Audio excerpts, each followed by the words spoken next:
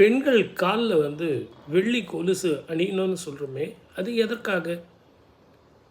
சின்ன குழந்தைங்க ரொம்ப துடுக்கா இருக்கும். எங்கேயோ ஒரு இடத்துல விளையாடிட்டு இருப்பாங்க.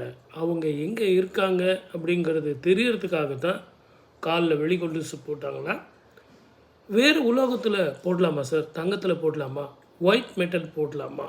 அப்படின்னா அதெல்லாம் அவ்வளோ உச்சிதம் இல்லை. அது எதுக்காக வெள்ளி கொலுசு போடணும் அப்படின்னு பெண்களுக்கு மட்டும் அப்படின்னு எதுக்காக சொன்னாங்க? ஆண்களுக்கு போடணும்னு சொல்லலையே. அப்போ அதில் உள்ள உண்மையான அர்த்தம், தாத்பரியம் என்ன?